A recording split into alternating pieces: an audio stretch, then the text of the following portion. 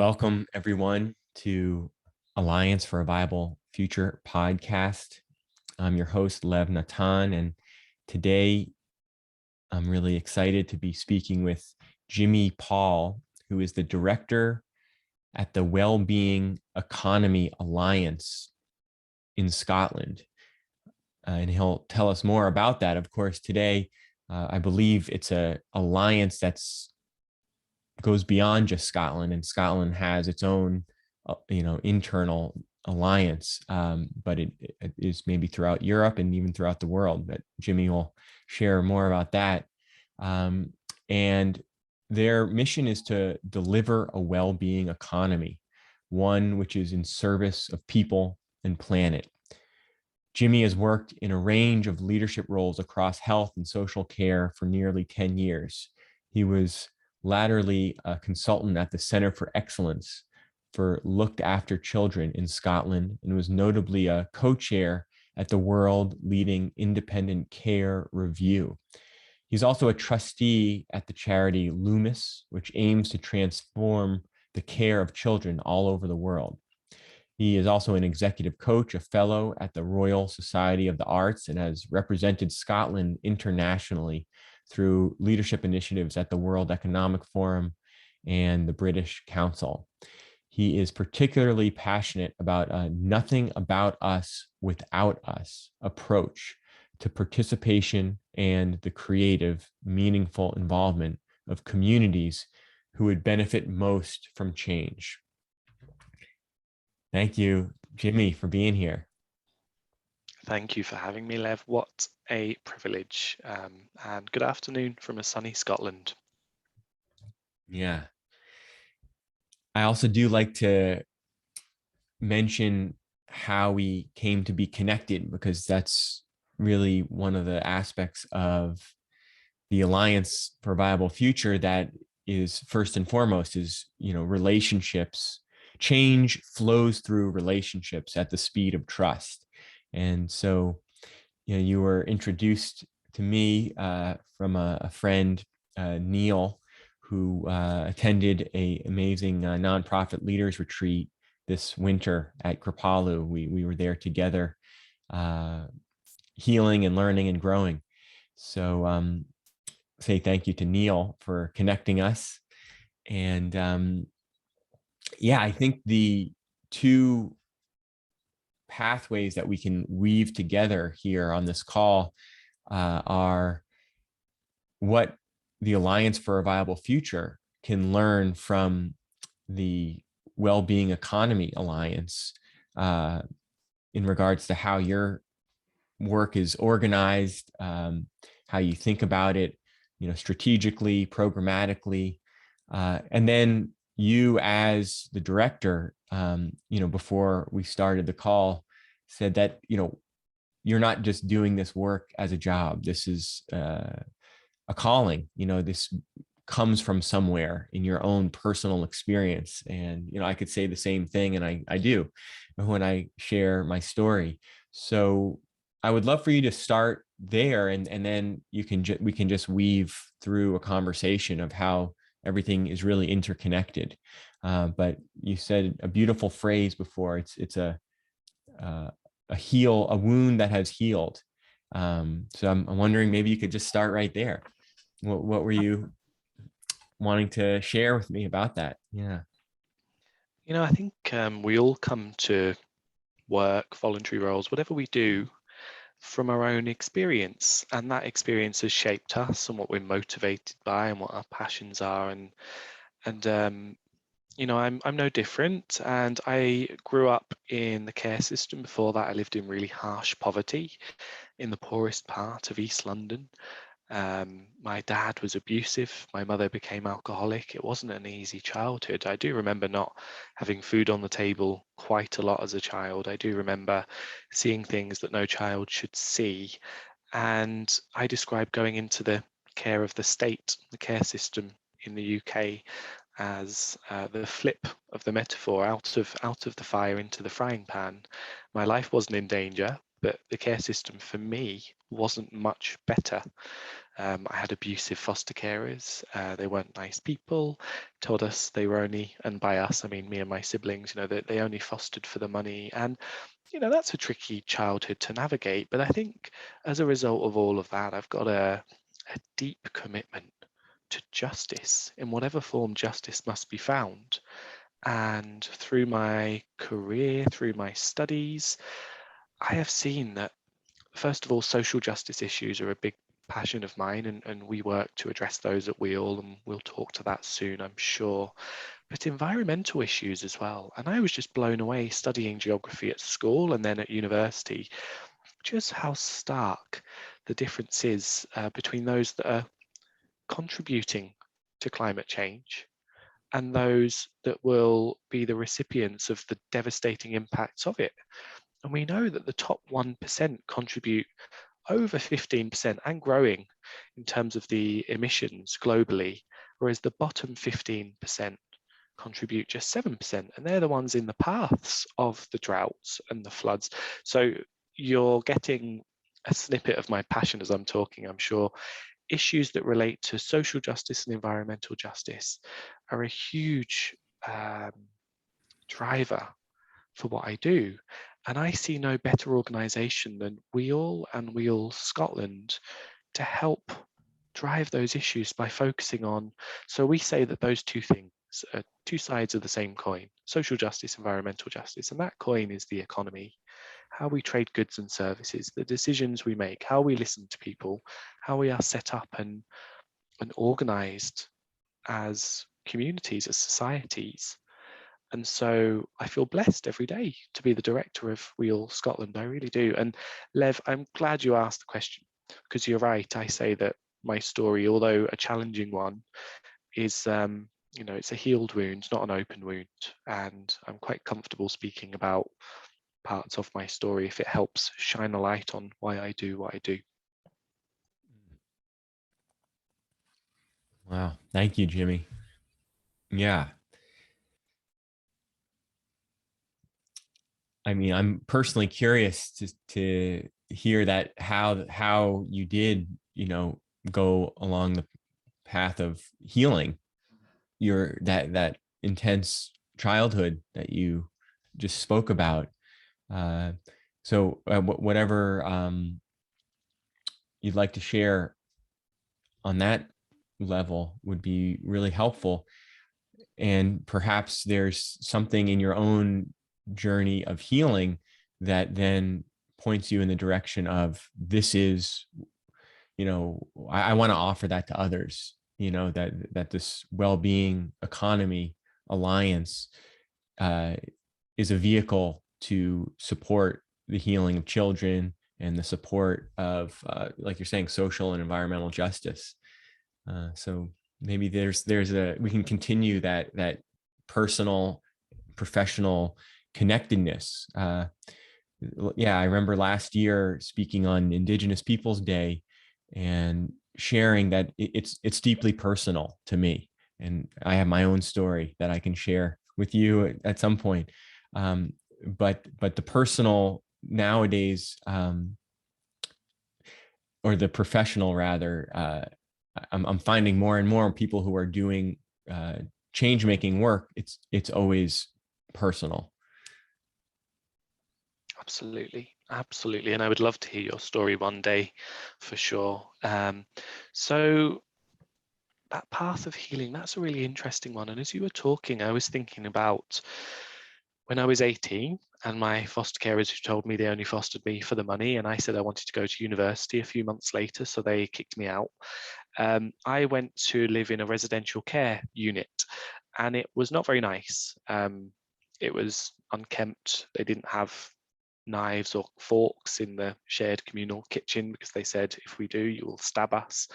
And the reality is, at the time, I was quite proud because I was still going to sixth form school to study, to get my grades, to study at university, which no one else, none of the other kind of 12, 13 residents in that residential care home were doing. And the reason I start there to answer your question is I felt different, but we were all the same. Everybody was acting out their trauma and their hardship and their earlier experiences in different ways that they knew how. And I, for whatever reason, and I've got a sense of what that reason is, found my sense of pride and joy in studying, in learning, in helping others to learn as well. And others that I was in that home with found their sense of pride and joy in connecting with others on the streets, or trying to find girls to get with, or trying to create a sense of danger with knives or guns. And we had raids for the home for knives or guns every 2 or 3 weeks, I would say. So, first of all, my outlet was a healthy one, and I was lucky. And I think the reason that happened is because when I was very young, I remember spending lots of time with my mum before she became alcoholic to learn how to spell and to do maths and read. And I just treasured that time so much. And I remember when I was at nursery, so what, 4 or 5 years old, I could spell the word aeroplane. And it was like a party trick. Being able to teach my friends at nursery to spell the word aeroplane felt like a really special thing, because I could share that knowledge with others. And yeah, so first of all, my outlet was a constructive one, and there is an element of luck in that. And therefore, I took on and I went to study at university. Not many of my peers did from the care system, and that enabled me to find time and space to heal. I moved from London to Scotland, so I had some physical distance from where my childhood memories were. I met some really good friends, people I could trust and talk to. I played lots of football. I went out and partied lots. But also after university, I got an executive coach as part of a graduate scheme I was on, which is a little bit like therapy, to be honest with you. There's not much difference at all. And coaching changed my life. It helped me to challenge assumptions that I had made in my mind, to think more broadly about different issues that were affecting me, and also to challenge my self-perception. And I had a fantastic coach. I really did. So all of those things, the luck of having a healthy outlet, having really good friends throughout my childhood and as I became a young adult, and a really fantastic coach really helped. And I should say as well, what really helped was finding my partner, Becky, who is an excellent listener, someone who asks all the right questions, is curious, and always supportive, unconditionally. And that probably was an unconditionality that I didn't really have earlier on in my life. So all of those things, Lev. Mm. Wow. Well, I'm grateful that your path has led to this moment and all those positive things that, you know, for, like you said, in some way there was luck uh that came along with it, but there was also some meaning that you found. And yeah, how do we know that beautiful story of being able to spell the aeroplane. Thank you. And so, yeah, turning now into how a little bit about the uh, Wellbeing Economy Alliance. You know, tell us about it. Where does that come from? How old is that as an organization? So I'm the director for Wheel Scotland, which is Mhm. one hub of many that are Mhm. bubbling up all over the world. We have 8 internationally at the moment, and there are 15 more in development. Mhm. And Wheel was born out of a number of local and global movements whose pioneering work formed the foundation of our theory of change and our work. Our early days were made possible due to funding from organizations like Partners for a New Economy. And without that support at an early stage, we wouldn't have been able to self-organize to set up that theory of change, and to better understand by listening to communities and societies and people all over the world what really matters to people. And we spent time doing that. And Wheel Global was initiated 7, 8 years ago, and Wheel Scotland 3 or 4 years ago. We've only received funding in the last year, so I've only been post for a year. But by listening to all of those different groups, organizations, societies, communities, different cultures, we were able to generate 5 what we call WEAL needs, Wellbeing Economy Alliance needs. And those are connection. So a wellbeing economy must deliver a sense of connection within communities, but also to the bigger picture, to the wider economy. Fairness, and I've spoken quite passionately about justice, so I won't labour that anymore. Nature. So how are we ensuring that we are regenerative in what we do, not destructive? How are we ensuring that whether it's our business practice or our political decisions or how quickly we respond to climate emergencies and natural disasters, how are we ensuring that we are preventing those from happening in the first place and being as responsive as possible? Dignity, so making sure that all people can live healthy and happy lives.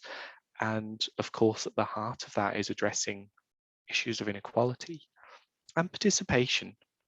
If I had to choose a favorite one, it's probably that, just because it's something I'm super passionate about. Making sure that we are hearing from those people and those voices that I call the quieter voices, far too often have not been listened to in the making of decisions. And when you introduced me, you spoke about that phrase I use a lot, nothing about us without us approach. And how can we find meaningful ways to work with and listen to communities and make sure that their voices are heard in decision-making spaces, but also in the creation of new ideas and new narratives and how we do things. So WEAL's vision at a WEAL global level is that economies around the world are redesigned to create shared well-being for people and planet by 2040. And WEAL Scotland, I say that I don't want us to exist in 15 years' time because we have delivered a well-being economy in Scotland. So our ultimate goal is to do ourselves out of existence. And we do this by doing a number of things. The first is, well, this one sounds a bit challenging, but it is leveraging major crises. The pandemic is one of those. So actually we have this opportunity to really rethink and really change how we do things. Is it acceptable that in Scotland, in the UK, and perhaps in the US and other countries as well, in recent years, the use of food banks has skyrocketed because people are not earning enough money, they're not able to support themselves or their children. The economy is not doing the heavy lifting. It's absolutely not acceptable. So using things like major crises to think about an opportunity and to take that opportunity for delivering real change. Creating new power bases. I spoke about participation as a key way in which to do that. Who are the people that haven't been heard? We know that we've listened for far too long, and people who are white, middle-class, privileged males have been in positions of influence far too long in Scotland. How can we start to shift that to other communities that haven't been listened to? Promoting new, compelling and positive narratives. So providing a sense of hope and a sense of, yes, this is possible, because there are narratives that do that and there are examples that do that, and that links to support these with a coherent and accessible knowledge and evidence base. So it's a bit of that very high level strategic thinking and thought leadership, but it's also rolling the sleeves up and getting in amongst where the change is really happening. Thank you. Yeah, and for those who are watching on YouTube here, I'm just gonna, I show everyone this wonderful website that they have. Here's the 5 WEAL needs: fairness, nature, participation, connection, and dignity. And those who are listening on the podcast, you can go to their website, wellbeingeconomy.org, and there's tons of wonderful information. And then from there, you can see wellbeingeconomy.scotland.org. Is that how it works? Yes, that's right. Yep. Or just wheel.org, and then you can navigate to the Scotland page. That's fine too. Wonderful. There we have hubs. And yeah, all over the world. So Yeah. that's very exciting. Here in the United States, we have one in North Carolina and California, then in Canada.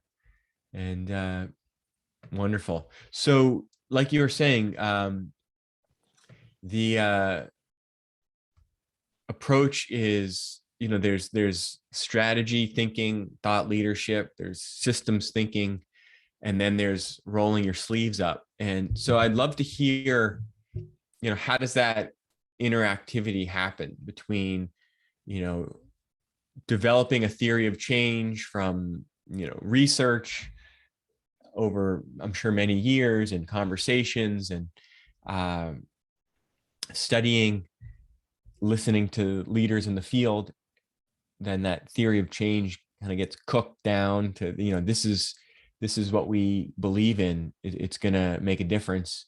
And then how do we actually engage people? And then there's that thought leadership that happens, and then the rolling up your sleeves. So yeah, for example, this approach to dealing with the food crisis that has come out of the pandemic, that the economy is not doing the heavy lifting, like you said. What's the roll up your sleeves approach uh, in that one example? So let me start by saying, in order to do that and to be approached by people for delivering change in those areas, we need to be recognized as someone who is offering a viable alternative, Mhm. as someone or an organization who are paving the way.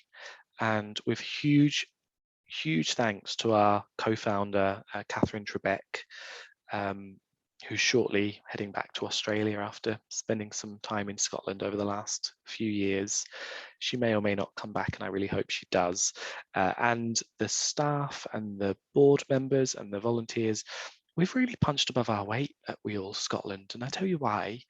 We help to co-found the Wellbeing Economy Government Nations. So there are 5 nations all over the world who are committed to delivering a wellbeing economy and moving away from a sole focus on GDP as a measure of growth, as a measure of success, a deciding measure of success for a nation.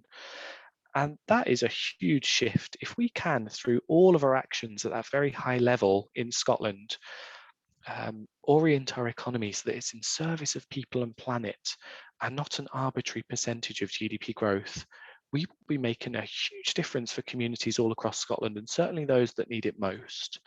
And we know that GDP is limited. We know that it is blind to distribution of wealth. We know that it doesn't take account for, just by the way, 4 or 5 weeks ago, other than what's happening in Ukraine at the moment, the second hot topic in Scotland was, great, we're at pre-pandemic levels of GDP growth, which doesn't take into account that 1 in 4 children in Scotland are still living in poverty. As I said, food bank usage is skyrocketing. We've had recently a huge cost of living crisis that is going to hit people hard just this month, with the cost of fuel and energy to increase by 2 to 3 times for every household in Scotland. So what does it matter that GDP is growing? It doesn't. So making sure that we have, first of all, we have that recognition as being one of those centers of real change and a place that can help people in terms of our thought leadership being viable and interesting. The second thing is, and this is quite challenging sometimes because it flies in the face of how we work, I think certainly in the Western world, acknowledging that we are not the experts. When we're working with people, whether it's food bank use or addressing child poverty, or we're building a children's wellbeing budget in one local authority in Scotland at the moment, it is that local authority and their partners that are the experts. We are just providing some thought leadership and a narrative and a way to co-produce with them what that looks like. So it's really tricky because sometimes you want to go in and have all the answers, or you feel like you've got lots to say, but we've got 2 ears and 1 mouth in proportion for a reason, certainly in this role. And listening is really key to what we do. Hmm. And to answer your question, what do you do then programmatically? How do you roll your sleeves up? Well, once we've got that interest at a national level, people have started to approach us and say, can you help us to do, we want to play our part to deliver a wellbeing economy. And we have businesses approach us to become purpose driven. We have local authorities who want to play their part, and health and social care organizations, membership organizations too. And what we do is we listen to start with, and then we generate an idea for what sort of project might help them. So I used the example of the Children's Wellbeing Budget project earlier. We are building 2 commissions in that local authority. The first is one of primary school age children, and the second is of older children and community leaders. And they will co-produce what we call cornerstone indicators. So our co-founder, Catherine Trebek, often talks about the idea that, GDP is limited. If we had a basket of other measures, of cornerstone indicators, that could tell us much more about community well-being than GDP. And one of those she uses is girls riding bikes to school. And if we use that as one of a basket of measures that reflected the success of a community, it would tell us that there are less cars on the road, that girls are safe to cycle to school, children are getting exercise, the roads are safe, there's less pollution. It tells us so many things that GDP just doesn't. So core to working in the Children's Wellbeing Budget project work on that commission is co-producing new cornerstone indicators. So what are these measures that are going to really impact and mean good things for you and communities, and how can we work with the local authority, health and social care, to embed that as normal practice and a normal focus and driver for what we do? So that, in short, is how we go about working on these things. And we have projects working with, as I said, businesses, funders who are really interested in thinking about how they can be more upstream. And one funder at the moment is exploring across the whole organization an upstream mindset. So how can, rather than harm happening and we help to ameliorate the harm once it's happened, how can we help to prevent it in the first place? And funders are such a key driver of change in Scotland, as I know it is in the US. We have a project working in the Cairngorms National Park as well, doing a similar work, taking a stock take of what's working well and where there could be improvement, and building cornerstone indicators as a driver of change. And we have projects working with organisations like the Scottish Football Association, Soccer to You, who are really keen to play their part to deliver a wellbeing economy. They say we are big enough and ugly enough to have a stance on a wellbeing economy, and keen to play our part. So a range of projects with different people. At the moment, it is quite ad hoc, it's who approaches us and where is their funding, but over time we will become more strategic in our focus. Beautiful, beautiful. Yeah, it's good to get a sense of the initial. Well, first of all, I'm sure it really helps that it's an international organization, and then it was brought to Scotland, and so there's that support that was something that already existed, and then you can have that momentum, but then still it takes time to kind of join and be part of the conversation that already exists in Scotland, and have people notice, hey, maybe we should listen to what they're saying. That might be helpful. And not only listening to what you're saying, but noticing that you're listening to what they're saying, and to what people who aren't usually listened to are saying, and that there's more intelligence that for approaching real issues when with that approach, and then, like you're saying, case studies, basically, like, this is what we're doing now. And I'm curious then, as those kind of evolutionary or developmental steps happen for for your Scotland Alliance, what are you seeing strategically in regards to developing? The first thing I think we're seeing is, I'll go all over the place in response to your question here, because there's lots that's bubbling up for me. The first is an excitement, but a concern with Scottish Government and some of the use, for example, from them of the term wellbeing economy. Sometimes it's used brilliantly and people understand it, and sometimes it feels like a phrase might be sprinkled into a strategy, for example, without the substance of what it means. In one sentence, there'll be talk about a well-being economy. In another, there will be talk about GDP growth at all costs, for example. And we've uncovered in our discussion already how that's incompatible. We say we are fair weather friends of GDP growth, not its ever faithful followers. So what's the impact of it? Let's not conflate means and ends. So one concern is the fact that we have that commitment at the very highest level in Scotland to deliver a wellbeing economy that at times I'm not sure all of Scottish government, for example, know what it means. So there's work to be done there. The second thing is the need to amplify where there is and connect where there is really good practice happening.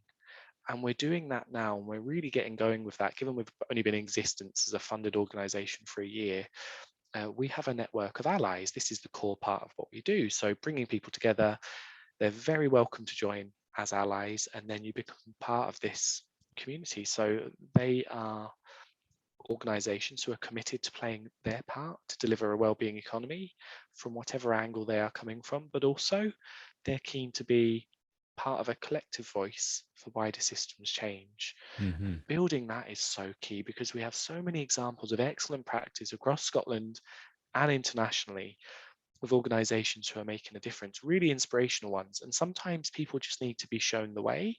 Sometimes people need a bit of that thought leadership and understanding that actually, oh, we're a key part in the economy, and here's how we can make a difference. And others sometimes need that dose of inspiration to drive that. And one example, just last week, I was at a craft brewery in Scotland called Jaw Brew, who have thought about everything that they do in order to be as sustainable as possible. All of the material they use is recycled and, where possible, recyclable. Um, they get their hops and their material from as local as possible, including their snacks and the food that they sell in their little bar as well. Um, their beer is absolutely fantastic. They use bread from local cafes to brew their beer, so leftover bread so that it doesn't go to waste. What a fantastic idea. There's another brewery in somewhere else in the north of Scotland which uses its excess heat from its production of beer to heat a local swimming pool. Really good practices that by connecting people to each other, they can think, oh, what can we do there? Let's think outside the box, outside the traditional ways of working and being. Let's build people and planet into thinking about profits that we are delivering on that triple bottom line. So another thing is also providing that connectedness and inspiration through examples of what's working well. And also, lots of what we do at the moment and will continue to do is providing opportunities to feed into change when it's happening. So there might be a unique opportunity for us, for example, to sit on a panel or present at an event, but we might not be the expert. So who can we share that with, that opportunity with? Who can we share the stage with? Or who can we work with and listen to make sure that what we're saying is in service of those? So there are different strands of our development. We do need some more funding. Our funding runs out in November, but we've got a strategy for that, and I'm sure we'll execute our strategy. But of course, funding is a key thing to then delivering on a longer term strategy. But yeah, also continuing to get the buy-in of key people, key influential people across Scotland, and that is politicians, but also business leaders, chief execs, different communities is a key focus of mine as well. Who is immersed in those quieter voiced communities that have been neglected for too long to be heard, and making sure that we are working with those as well. Mm-hmm. Yeah, thank you. Thank you, Jimmy. It's exciting to know that you're over there in Scotland and you're part of this international network. It's very exciting for my organization to know that there's such shared understanding, shared theory of change, and a shared language. And then, of course, each country, each place, has to operate based on what's actually going on there. So it's wonderful. Yeah. So I'd love to just kind of begin to wrap up the conversation here, and I like to end with hope and inspiration in conversations. What are you feeling? The last few weeks, I've actually been reading a book by a really wise elder named Michael Mead. He lives in the northwest in Seattle, I believe. But I've been listening to his work for many years. He wrote a book called "Why the World Doesn't End," and he's a mythologist. He's a storyteller, but also very attuned to the convergent crises that we're in, and it's really a book about how to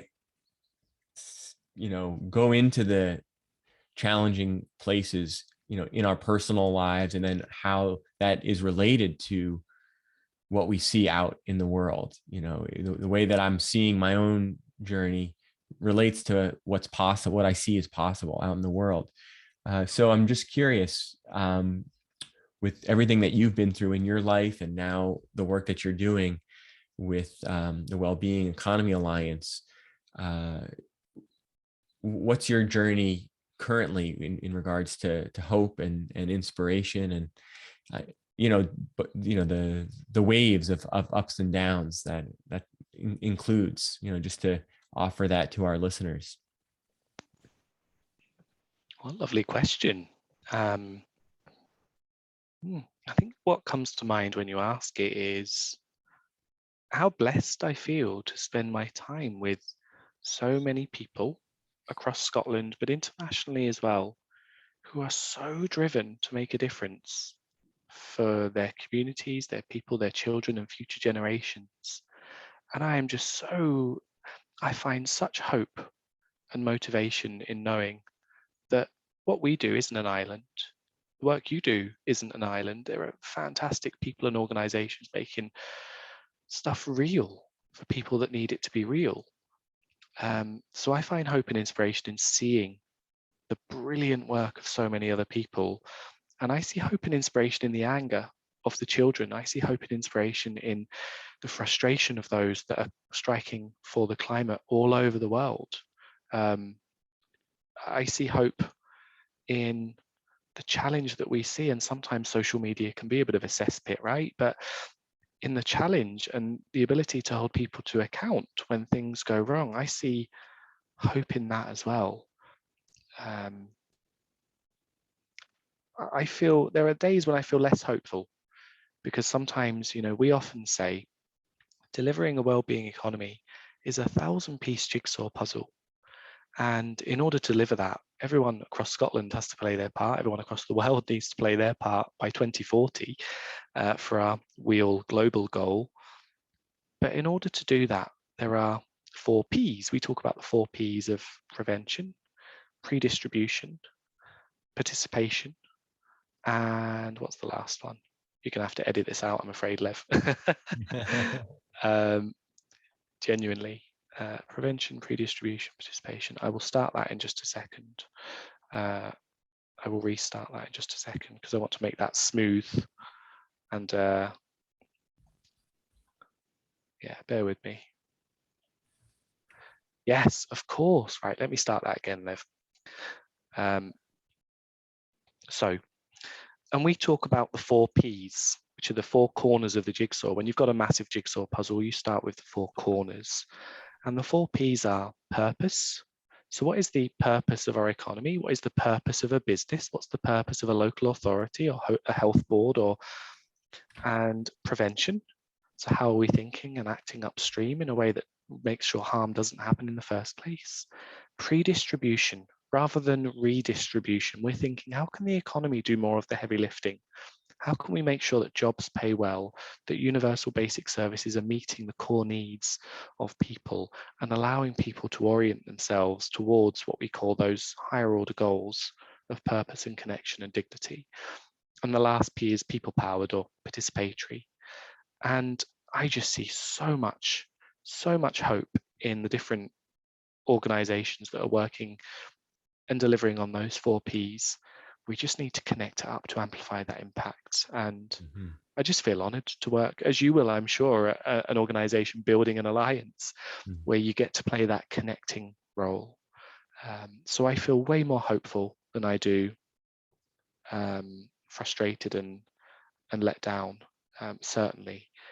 But at the same time, I'm aware of the situations people are living in now and the urgency for this change.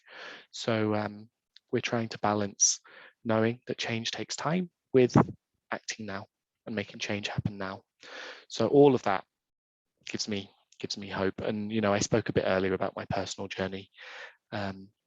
I'm in a great place. I'm speaking from a healed wound when I speak about my own lived experiences, and I'm using all of that energy to try and drive positive change in the world, knowing that my role is to listen, to support others, and to make sure that other experts are heard in influencing spaces that we have the opportunity to be invited to.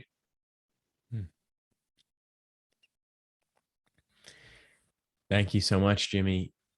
Yeah, that phrase "amplify impact" is something that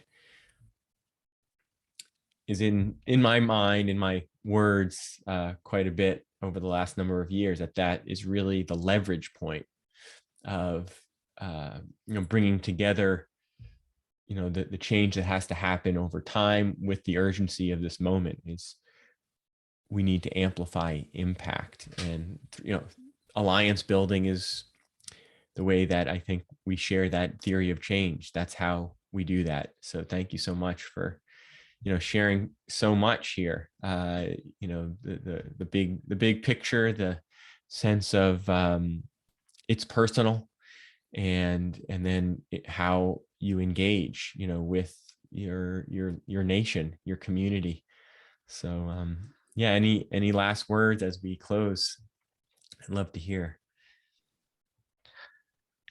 Just a thank you to you, Lev. I think you combine all of that really well. You opened by talking about professional and personal, and I think far too often we try to separate the two, and we shouldn't. We are one person. So that's the first thing. I think you've done that beautifully. I think the second thing is just to say thank you for the opportunity to talk about what we do, and what we aim to do, and where we need to do more, because we could be more impactful. We could be delivering more change. I said the website earlier, and you showed it for those that are watching on the YouTube channel, wheel.org. We are the global element of what we do welcomes members from all over the world. So if you are an individual, you can join as a citizen, and you join the Citizens Network, and there's things like book clubs and special events you can go to, and opportunities to connect with other people. It's really good to be a citizen. I was a citizen before I joined as the director of Wheel Scotland. And of course, you can join from an organisational perspective as a member. And that's not just in Scotland, that's internationally too. So if this has piqued your interest today, would love to see many of you joining. It's free to do so. And we'd love to work with you and alongside you and to support you. Wonderful. Well, feels to me like the first of many conversations, and looking forward to what's to come. So thank you again, Jimmy. Thank you. Thank you so much.